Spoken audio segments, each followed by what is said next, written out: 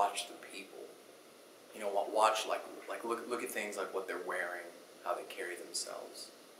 But the main thing that I like to look at is I really like to look in their eyes. You know, you can tell a lot about someone by looking in their eyes. You can tell what they're really, truly feeling deep down inside. One thing that I found is that a lot of the people whose eyes I look in are secretly, profoundly hurting. And if you've ever looked in someone's eyes who's hurting before, then you know what I'm talking about. It's almost like for a brief moment, you too are carrying that pain. You know, as Christians, we have a huge responsibility to help these people because we have the only real hope.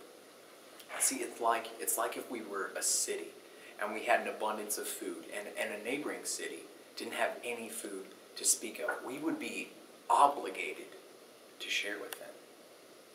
And what I'm talking about is much more important than just food.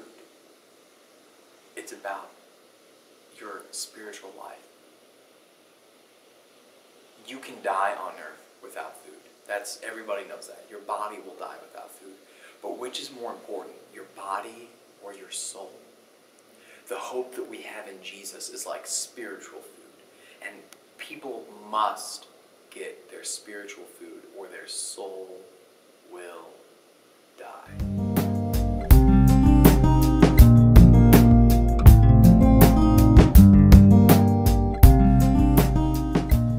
Why should we even care?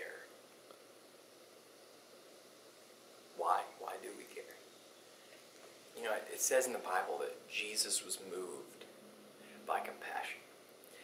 And so, if you don't have compassion, if you search your heart and you can find no compassion, then that means that you are disconnected from God. God's love comes through compassion, and compassion comes through God's love.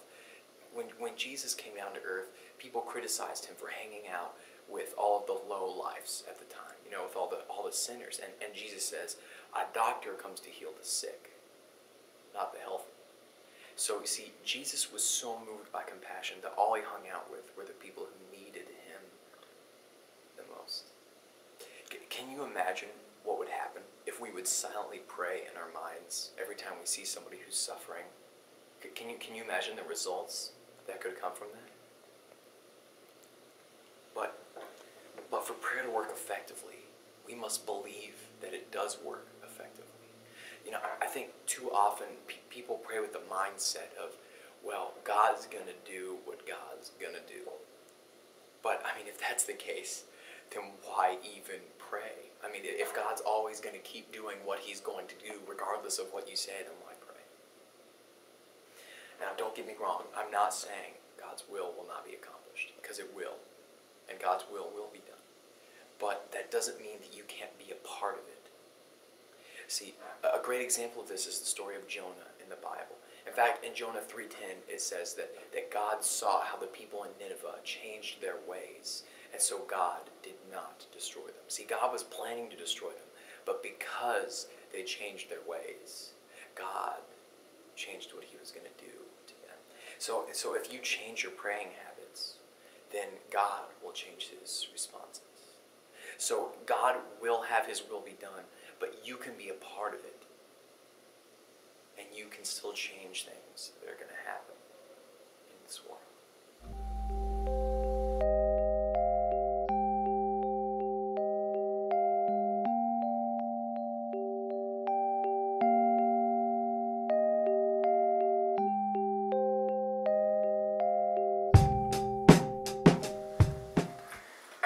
Prayer should be a time of talking with God, not talking to God.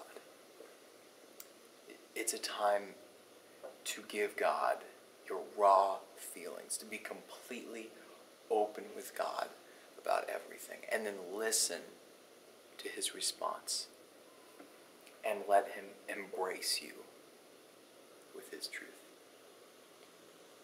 In Matthew 6, God gives us an example of how we should pray. See, Jesus is talking to the disciples, and he says, this is how you should pray. Our Father, who art in heaven, hallowed be thy name. Thy kingdom come, thy will be done on earth as it is in heaven. And give us today our daily bread. And forgive us our debts as we forgive our debtors. Lead us not into temptation, and deliver us from the evil one. I don't think that Jesus was literally saying you should pray this prayer word for word every single time. I don't think he was saying that. What I think he was saying is this is where your priorities should lie. God always comes first.